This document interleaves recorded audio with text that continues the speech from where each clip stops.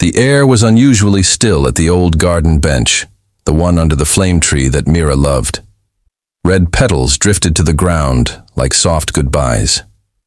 Arav stood quietly, holding a folded letter in his palm, creased at the corners, worn from the countless times he had opened it but never read it aloud.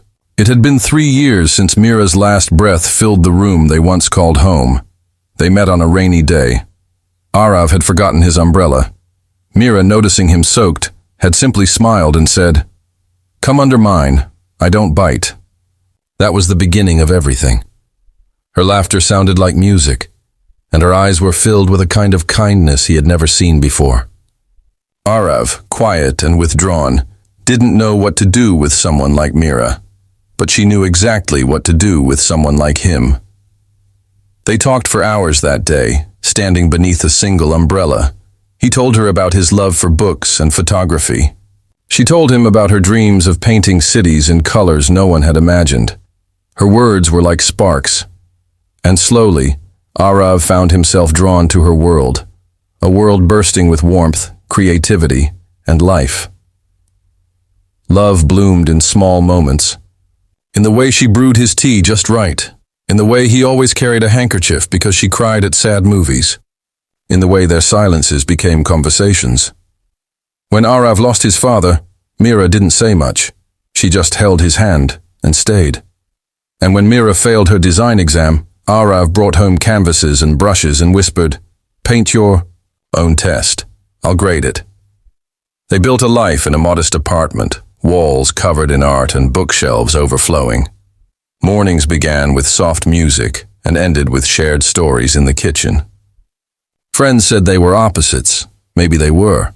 But love made the differences melt. They never needed grand declarations. Their love was in everyday things, sticky notes, hugs from behind, Mira's giggle when Arav wore mismatched socks. Then came the silence. Mira grew quieter. She brushed off fatigue as long work hours. She laughed through the dizziness, claimed the weight loss was intentional. Arav noticed the growing shadow in her eyes. One night, he found her collapsed in the bathroom. Hospital. Lights, tests, endless waiting, and the diagnosis hit like an avalanche. Lymphoma. Stage 3. She had known. She had hidden it. Arav was furious, not at her but at the cruelty of it all. "Why didn't you tell me?" he asked. She looked at him with soft eyes, already tired. "I didn't want to be your pain." From that moment, he became her world's anchor. Chemotherapy, hair falling, long nights with a thermometer in one hand and prayers in the other. She still smiled, cracked jokes, painted in bursts of energy. Arav documented it all, thinking if he could capture enough of her, she'd never really leave. But time doesn't bargain. Her body weakened. Her laughter came in shorter bursts. The day she stopped painting, Arav knew she was slipping. They spent her last weeks in bed, surrounded by Polaroids, old movie tickets, and the scent of lavender candles.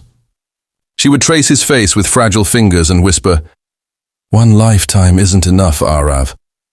Promise me we'll find each other again." He couldn't speak.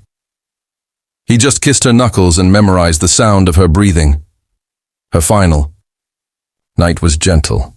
She lay on his chest, watching the ceiling like it held secrets. "Will you still visit the flame tree?" "Every day," he said. "And when you smile, will it be real?" He choked back tears. "Only if I see you in it."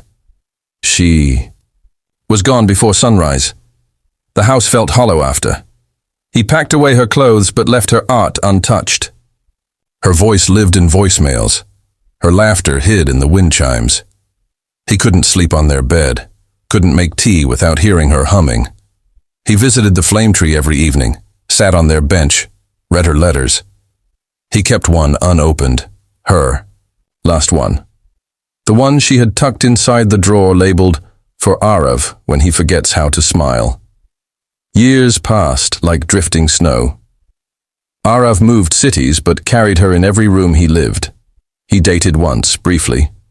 But he couldn't explain that his heart was still holding someone who no longer breathed. Then came today. A letter in his trembling hands. He sat on their bench and finally unfolded the words she left behind. My dearest Arav, if you're reading this, you kept your promise.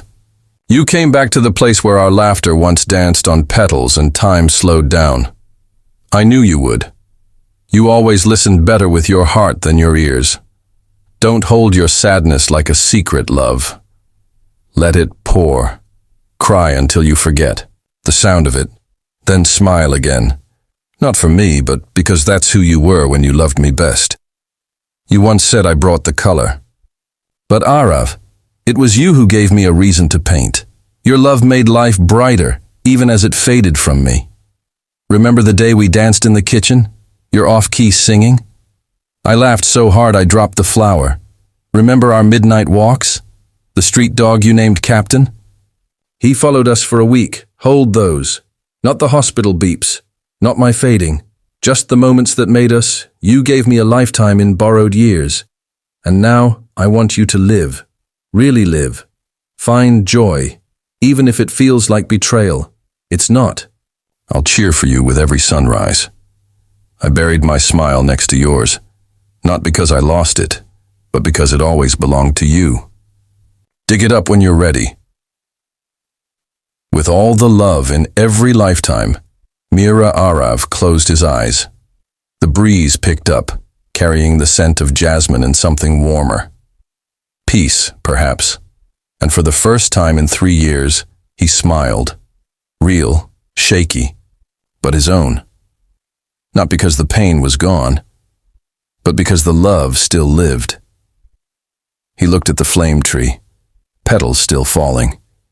He whispered into the soft wind, one lifetime wasn't enough, but I'll find you in the next. And somewhere deep, inside, he knew she'd be waiting, with paint on her fingers and laughter in her eyes.